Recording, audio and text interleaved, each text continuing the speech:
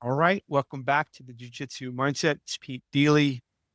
Professor Lucas Rubbo, I believe, is in Brazil at the moment and on his way back. So you just got me today.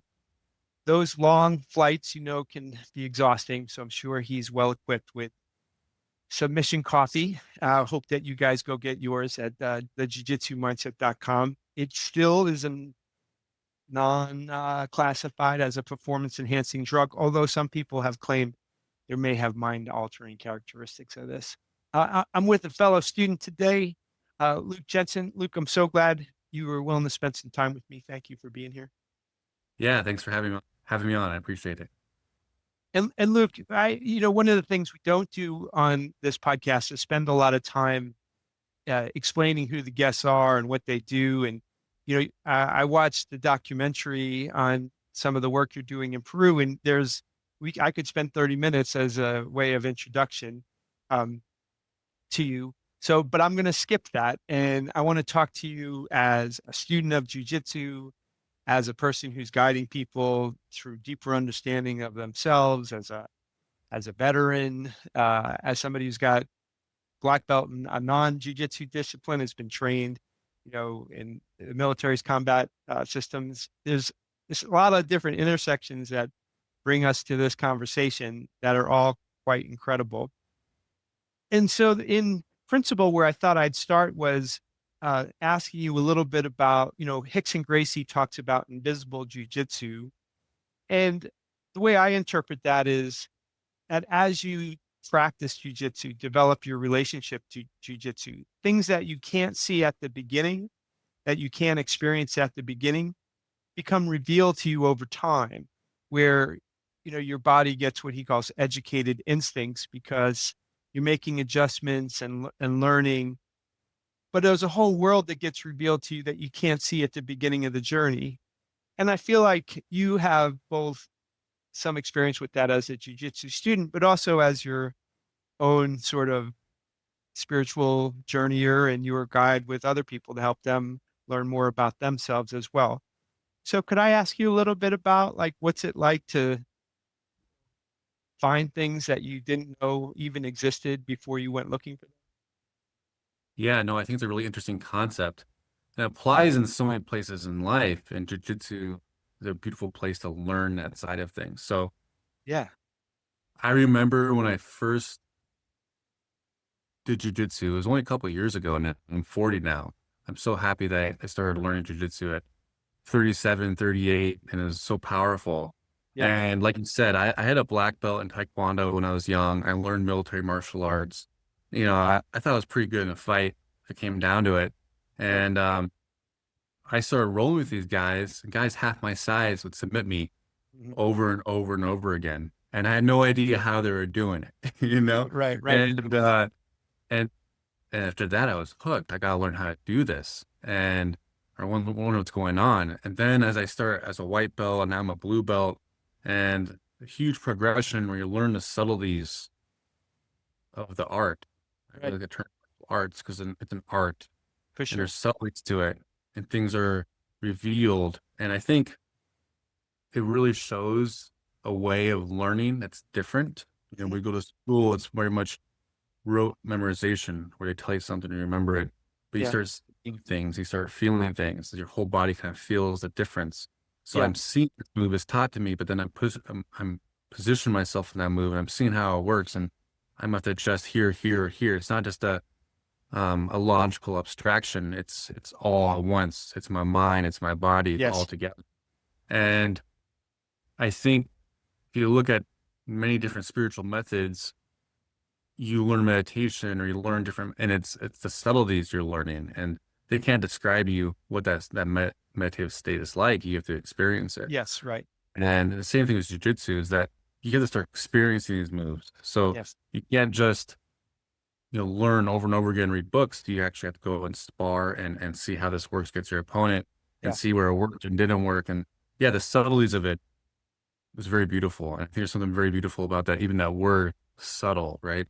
You're not learning these things in a super obvious way. You're learning the base of these things and how they all come together and Yeah. how they flow together. Yeah. And as you go on, um, those pieces start coming together. And Yeah. this move and this move can start coming together. I see how these chains work. And yeah, it's very beautiful in that aspect. I really enjoy that I part of love jiu-jitsu. that Bruce Lee quote, like, I don't fear the man who kicks, who has 10,000 kicks. I fear the man who's kicked, the same kick 10,000 times. I think, as somebody at my age, and I started jujitsu when I was 50, the pace of learning, well, particularly as an older person beginning it, is just slow, and requires just a marination in the ideas, right? I mean, I just only get better with time on the mat. And I love the fact that you can't get better on your own. From a spiritual perspective, I think if I had spent all the time in my life I spent reading about meditation, just meditating, I would have been better served. And I know, maybe we could talk a little bit about how this idea is present in your life, not just on the jujitsu mats. Like, maybe you could talk a little bit about uh, in what ways you helping people find things that are hidden from themselves, that are invisible at the beginning of the when they come to work with you, like the road for them to have those things be revealed to them, and what that means to the people you work with. Well, I think so many times it's human nature. We avoid things. We avoid truths. We avoid looking at ourselves a certain way. And jujitsu teaches you how to be honest with yourself. You can't really lie about yourself. You can't really lie about your skill level because every day you go in and see where you're at. And I think it's very powerful. And I think also when you're in jujitsu, you can't have a huge ego. When you sometimes you need to tap. You got to tap. That's part of the process. Right. So it humbles you, and you learn from these things, and you learn how to be more centered in yourself and be confident who you are, and not have these illusions, Right. because we often make up stories about ourselves and it's not even conscious. But jujitsu brings us to our center, and that complete honesty with where we're at. I really enjoy that about jujitsu. And maybe could you compare that a little bit then to the work that you're doing when your retreats in Peru, and maybe you could tell the people listening a little bit about sort of the work you're doing there, because I feel like um, the intentions that you're bringing to those retreats and what you're hoping to help people experience to themselves, uh, have a lot of correlations with learning jujitsu, except in a different format. So could we talk a little bit about that? Yeah, so I was a Marine Corps veteran, a National Guard veteran. I had deployed to Afghanistan in 2011. And after the deployment, I was really looking for something to heal myself. I had PTSD symptoms, Sure. and I was just really lost in where I was going in life because the military becomes so part of your identity. Yeah. And after that, I traveled to South America, and I tried ayahuasca. It was very powerful for me. And that was 10 years ago. And a few years ago, we started doing our own retreats. So now Okay. we run our own retreats. And we have a certain idea is that many retreats, they just sit at the same spot and they do the ceremonies, but there's not a whole lot of activity going on. And I really want to engage people a different way. So we do adventure hiking, we do archery at our retreats. We try to bring the physical back in our retreats. Yeah. And around a year before we started doing retreats, I did jujitsu for the first time. And it's been a huge part of my life. And it's been so healing for me. And healing doesn't have to look one way, but I found so much camaraderie, and the physicality of jiu-jitsu really changed my life, just as any other healing method like ayahuasca or anything else. Right. And so I really want to put this in our retreats. So we put jiu-jitsu into our retreats. So we have like I would say more of how I like to describe it is our retreats are for the adventure of the soul. Yeah. So Nice. they get to try ayahuasca and another medicine called wachuma.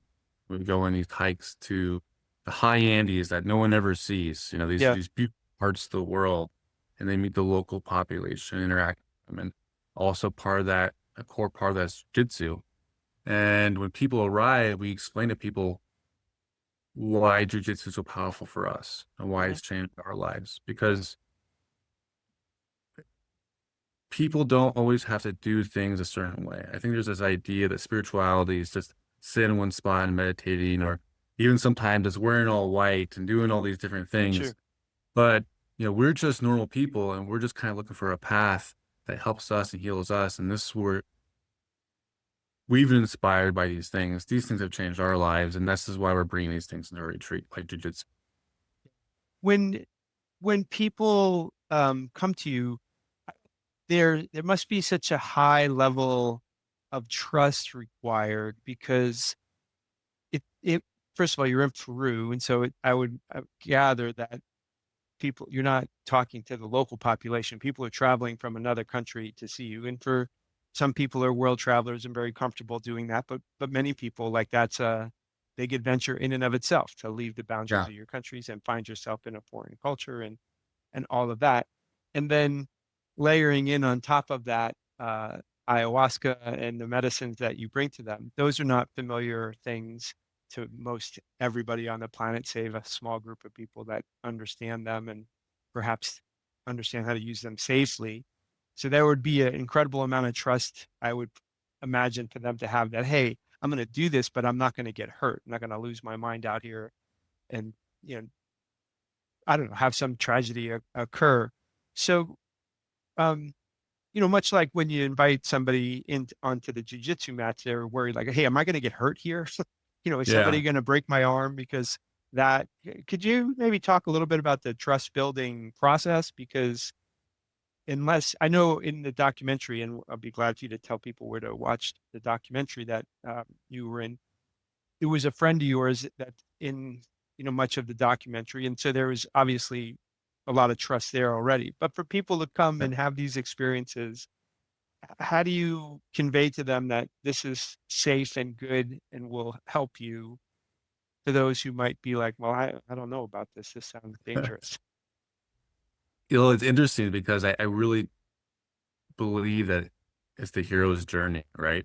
Yeah. Just going to a different country and living there is a lot. When I Yeah. first arrived in Peru, I was in the jungle going down the Amazon on a boat with people I didn't know from all around the world. Like you said, people from around the world.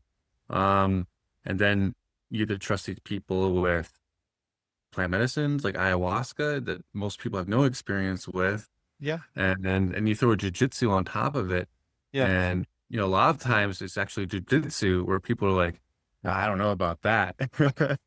They're okay with the ayahuasca, but they don't know about a triangle, huh? Yeah. Well, Right. No, I mean, it's interesting. It's because well, I'll try that, but I'm concerned about that jujitsu stuff. And how we funny. always tell people like, we'll start small. We'll always train people where they're at, right? Sure. And if they've never done before, we show them a couple of moves and they often get really excited right away. Like, oh Sure. wow, this is cool. Chintzia is the co-creator of my retreat, and her mom came down and she's in her 60s. And, at first she was not into it at all. And I think we showed her Americana and she thought it was the coolest thing ever. I love it. Yeah. And I think the biggest thing is that, we always tell people too before doing, travel in a different country and doing a retreat, you kind of got to do your own research and see who they are. And Sure. one of the reasons I like doing podcasts too is like so people hear me speaking and know who I am a little bit as a person Yeah. rather than just an advertisement or something like that. So Sure. it's important to like, you know, when you look at a retreat, you want to, go through their webpage, and see how you feel. When you hear them speak and see them, and does it make how do you feel? Are you drawn to this? Because I think it really is like it's a calling. It should be a more of a spiritual calling rather than um just a decision. Something Yeah. society has That's to you interesting. feel for it. Because I think for a lot of people, they don't operate in that manner, and I think that's when people can get in trouble, right? Okay. I think when people get in trouble is like, well, I'm just going to do ayahuasca because I'm traveling through. I'm just kind of this adventurer. I mean, it's a serious process. You got to prepare for it. You want to do a diet for it.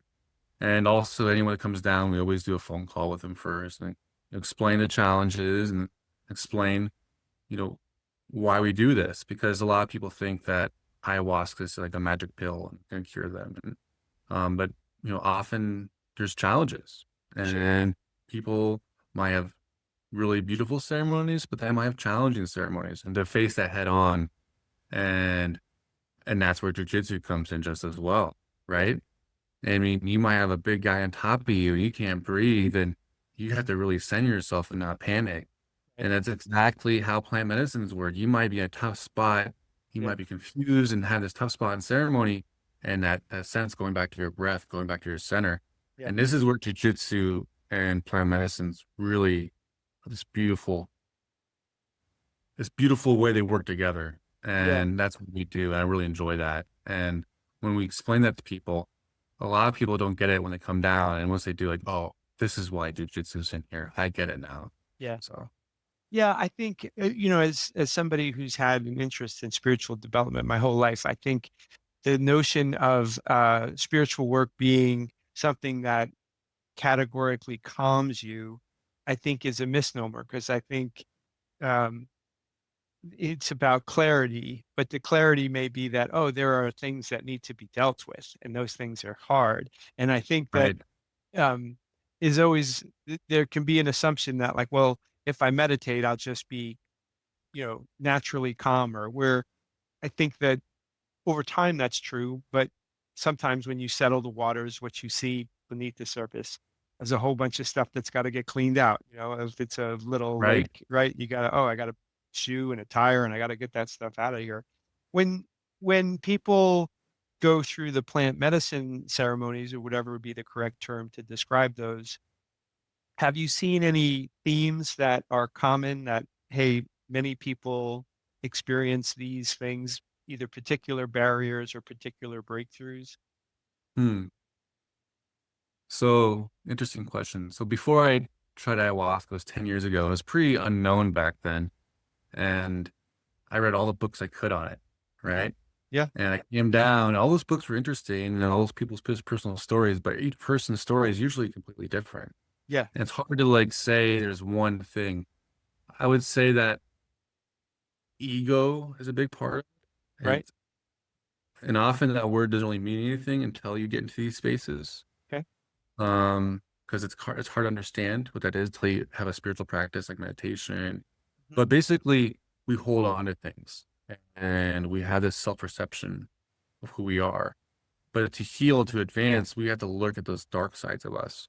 Mhm. And to look at those dark sides of us, that can bring up anxiety, that can bring up a lot of emotions, that can be very challenging. You're kind of dredging or digging into the subconscious of who you are. And you might see the good things you've done in your life, but you might see the bad things. And a lot of people, when they come through, they go, I want to change my relationship with this person or that person. I want to do things differently. And those are things that we really see. Um, a lot of people, it's self-worth. uh, and it's tough to see because a lot of people, you know, I've had people say I've never really liked myself until this moment. You know? And I'm like, okay, now you have this moment. Now you got to take it ahead when you leave. That's the challenge. Had this moment, do with Yeah, it. yeah, So I think when people have that like acceptance of themselves, or they have this idea that I'm going to interact with the world differently, that's often what they say. Or they'll say very simple things like, we're just meant to be happy, right? yeah, And right, it's right. not that complicated. They'll say these simple things, but they have such profound meaning in these moments Hmm. and how they experience them because they're feeling them in a very deep way. They're not just saying it, they feel it. Yeah, I think that's the thing that plant medicines bring that allows you to feel things in a certain way. And I think the challenges are that it can be different from each person. I think in this modern world, we're so conditioned by many different things. We have so many barriers inside of us to prevent us from like having these experiences. I think in the modern world, we don't have the same spiritual outlets like that other ancient cultures did, whether it's through shamanism or like Confucian culture or Taoist culture, meditation, or even Christianity in the Middle Ages was, very much part of people's lives all the time. And we kind of live this atomized culture and very much a consumerist culture. So I think breaking through those barriers and open yourself up to these experiences takes time, takes practice. It might not happen at once. and I guess that's part of my curiosity as well. So, if the notion of ego is something that is common, that people get a sense of what that word means in the context of being separate. Maybe, that they perhaps recognize their own constraints, and maybe they have a breakthrough, and they have a better appreciation of themselves, potential for their life to be happier, easier, more fulfilling, whatever. When they leave, what type of tools, what type of advice is a part of the exit strategy to say, this can't just be an epiphany in a single experience. This has to be a new direction, but the new direction is going to require work. If we're to make a jujitsu analogy, just because you hit a sweep once and it feels effortless and as it should, Right. it doesn't mean that it's always available to you the way it was in that time without grooving in, your knowledge of how to do it. So if someone goes through and is willing to be uncomfortable, has something great happen, gives them a new perspective. Can you talk a little bit about what happens next as they leave? Yeah. So, you know, people might have a very challenging experiences when they're there, but also when they leave, that's the next big challenge because they Yeah. got to bring these practices in their life. They have to bring the insights they had and put them into their lives. Yeah. And that's one thing we're always trying to work with and always trying to emphasize because you can't just leave it in that ceremony. You have to like, how am I going to be? How am I going to interact? And the beautiful thing about these plant medicines, you can look at them different ways from a spiritual standpoint to open you up energetically to move about the world differently. Mhm. And we also do neuroscience down there. So we do brain mapping and we do Yeah. neurofeedback, but also opens up your neuroplasticity. So Right. your brain is ready to train differently, to look at differently or Yeah. train differently, actually, but also this is the perfect time to do new practice, meditation, qigong, what jujitsu, whatever these things are to put in Sure. your life. This is the time to do that. And we also train people remotely with brain training. We can do that with spiritual states, we do pre-performance called neurofeedback, but we after they leave, if they want to, they can train that way. But we always emphasize that this is this golden opportunity, take advantage of it. Right. Don't just leave and go back and do the old things, the old lifestyle habits. Some people, when I came back, I started going to Native American sweat lodges. Mhm. I started doing it in fire ceremonies. That's one way I started keeping that connection going. You know, Could yeah. you talk a little bit about the brain mapping aspect of what the work you do down there? Because one of the things that's interesting to me, right, is when we talk about invisible jujitsu, in my opinion, there's a process of revelation as you continue, as you don't give up, things reveal themselves to you over time because your persistence opens those doors. Um, but that's also like a philosophical, spiritual language. One of the things that you're doing there is a objective measurement of how is a person's brain physically operating differently pre-experience and post-experience. Could you describe a little bit about, what you're doing in that regard? Yeah. So what I do is about 10 years ago, I first discovered this technology and it really amazed me. A friend did a brain map on me and she saw I had a pattern, which she said was for PTSD. I'm like, oh, wow, that's in her brain map. And she goes, okay, we can train your brain, make that go away. And when she said that, I'm like, because I was in the Marine Corps, I was a tough guy, so I didn't want to go to talk therapy. And I've always been kind of natural route, so I didn't want any prescription drugs. Like, oh, okay, I'll just do this brain training. And I Right. started reading about it, and the what it does is it's I realize there's so many implications to what this can do, and not just for healing, but for peak performance and especially spiritual states, training meditation and things like that. So you can show the brain where to go. So I became fascinated with this. I started studying this, and then I brought it to Peru. So we do with a retreat is we do a pre-brain map and a post-brain map. And with that brain map, they can see the changes in their brains. They can see the neuroplasticity. So on the documentary you watch, we had one guest. Her name's Faith. She's a Muay Thai fighter, and she got knocked out in a fight. She got KO'd, and it's very obvious in her brain map. And then after 3 ceremonies in our retreat, that that breaking the signature for inflammation, that head trauma. reduced dramatically almost all the way, within 9 days. So we're seeing all these different changes too. We're seeing within depression and anxiety. And so we're trying to bring the research to bear on this topic because most studies have been questionnaire studies and hardly anyone's tracking changes in the brain over time. Right. And then for the skeptical Western mind, we can show people like, here you go. Here's the changes in neuroplasticity. Here's what's happening. And like, oh, okay, that wasn't just a quote unquote hallucination, like something's going on. And So that's what we're, when you're mapping the brain, could you tell me a little bit about what that means? Like, what are you mapping? Are you mapping the connection between the the the dendrons, or whatever the right term would be for brain cells? Like, yeah, are you how the electricity is moving through the brain as they're thinking? right. Is that what you're mapping, or what's the best way to describe that? So the kind of brain map I do, there's different types, like MRIs would measure blood flow. We do a QEEG. So an EEG is the raw brain waves going across the screen. If you've seen that in a hospital or something, Okay. we do it at Q. It's called quantitative. Okay. So it reads the brain wave. So you have four different major brain waves: delta, theta, alpha, and beta. And how those brain waves appear in your brain, we tell tons of things about you. We've been researching this, or the research has been going on for a long time. So we can see markers for depression, anxiety. We can also see network connections, right? So we can see how effectively different networks in the brains are communicating. And one, this is a powerful tool for peak performance because if your brain's working better, Sure. you're better. So Yeah. a lot of people like CEOs or athletes will use the brain training just for an edge. Right. It's very helpful for that. But within that, we can see many different things. But it's all based off brain waves, basically. So brain waves are these. Once you get into brain waves, it's this beautiful field because it's this like kind of like invisible jujitsu. Right. Yeah. There's Yeah. these brain waves. And there's such subtle energy. But with the right equipment, you can read them, Yeah. and we can read them. You can find out almost everything about that person by looking at their brain waves. How interesting.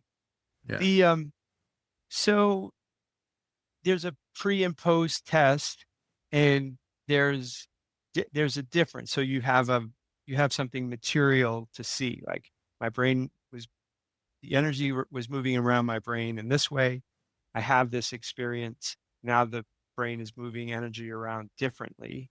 Um, does that uh, does that take the emotional experience and give the the person a place to ground it? Like, oh, it wasn't my imagination, or I don't know what the right term would be, but that to kind of say, hey, listen, what you're seeing in this moment of epiphany, this difference could be in your life, is real. It's not just, in an intoxication of being in a foreign place in a different situation. This is Right. something you can hold on to. I mean, is that the function it plays in That, practically speaking? yeah. No, that's the idea, and Yeah. it's that idea, and also I'm trying to build our research database up, publish Yeah. papers on it. But we can show each individual guest like here's a change. Each person interacts with it differently. Sure. Some people are like, oh, that's pretty cool. Some people are like, this is amazing. I want to understand this more. How do you even do this? Right. Right. It kind of depends on the person, but for like those people that really like biohacking or the subtleties of the mind, Sure. those people really get into it. Without a doubt. Um, yeah. Does does the plant medicine aspect of it, I mean, I don't know if that's if because there's, Michael Pollan's got that great book, How to Change Your Mind. John Hopkins is doing research in psychedelics in terms of, its effectiveness, a, a variety of things, including, depression, addiction, all of those things. So there's a different relationship, I think, in the world between the notion of why ayahuasca wouldn't be perceived, if you've never heard of it, but you think of drugs in a particular way, to separate this notion of this going down to have a party, with going down to do work, right? And I have no firsthand experience with ayahuasca, but listening to Michael Pollan talk about it, they're like, this is the least addictive drug in the world, because when you take it, you're mostly encountering things that are super profound and often disconcerting. Um, So anyway, I was just wondering about that. Yeah, no, I mean, it's not addictive at all, I don't think, because it's often challenging. I remember one woman, she asked me, like, do you still get scared before ceremony? Because you do ceremonies as naturally, you're holding that cup and like, all right, here we go. And it takes a while to get through that process. So it's not really addictive. You have to face yourself, and there's a lot to it, but the rewards are very beautiful. And I would say it's Sure. still similar to jiu-jitsu, right? It's Yes, not yes. always easy. It's challenging, but the rewards we get from it, that's what Yeah, you do it. We keep going back because like you're learning new things, you feel new insights, and you're more confident in yourself, and you feel better afterwards. yeah. And yeah, I think yeah, I was just thinking the same thing. I also want to mention we've done brain mapping, or Cinzia, she did a brain map on a black belt in Florida, I believe. And pre-class and post-class, there's a change in the brain. You can see him relax. You can see, Interesting. it was like his whole system became more relaxed and more in a flow state. So, Yeah. jiu-jitsu itself is medicine in a way too. Oh, yeah, without a doubt. Well, and that's what I'll ask as our kind of concluding question. I mean, I think you have a lot of stories you could tell me about a change in a person, but could you tell maybe one story that stays with you if I'm to say, hey, what's some of the what's what's an example of one of the most profound change experiences somebody's had coming to see you in these retreats? How would you talk about that? Well, I had a friend, I can think of a lot of stories, but the most one comes to mind. He he lived a gangster life for his whole life. And he was half Mexican, half Cherokee, I think, or Native American, and just but really tough life. And you probably can imagine the things he's done. And he went to like a really like tough prison in Texas where he was in isolation and all these different things that I didn't even know even existed. And he's like, after that, I had to leave. And he prepared a whole year to do ayahuasca, like intentionally diet and thinking about it. And for him, he needed to leave that gangster lifestyle, which it's hard for you to imagine, but as you explain it, that all my friend groups, everyone I know, they're all in the game. I had Sure. to leave the whole social environment. And yeah, for him, it was a powerful tool for him to change that path and go differently. And then I met him a year later, and he was still on that path. I actually met him at a different retreat, and he came and did we called it the toad bufo. It's a different medicine. But he was still on that path a year later, and how profound it was for him. So just on top of my head, there's so many different stories, but his story was very beautiful. So he Think made about his that. way, he was able to separate from his Right. environment, pick a new road, and then stay on the new Exactly. road. Yeah, Right. that's Yeah. amazing. And not only stay on the new road, but like see the difference in him. Just like his smile, his energy, how Different he person. interacted with life, just a whole different person, and what his priorities were. It was just, the kind of person's energy you really enjoy being around. And I'm Yeah, not sure what kind of person he was before, but I really enjoyed being around this person. So yeah, amazing. Well, tell folks listening if they want to go and learn more about what you're doing, and I don't know what the best way to access documentary is, but could you give some guidance on how to learn more about what you're talking about? yeah, so we have two websites, Tiwaz Awakening. Tiwaz is a rune, Tiwaz. It's the warrior rune. So it's the Nordic rune for the warrior. Tiwazawakening.com, and then neuroenlightenment.com, which focuses on neurofeedback. Hmm. So if someone wants to come to a retreat, look up Tiwaz Okay. Awakening. And also we do remote neurofeedback training. So we train people remotely all around the world for spiritual states, but also peak performance, people looking for an edge in the neuroscience side of things. And then our documentary is going to be released soon. Okay. We'll announce our website and we'll let you know. And yeah, we're really excited about everything. And thanks so much for having me on. Yeah, you were terrific. Yeah. Well, thanks for spending time. We'd love for you to come back too, and let's talk some more about how things are progressing with all the good work you're doing in the world. And I'm very grateful you spent the time. Yeah, thank you. Appreciate it.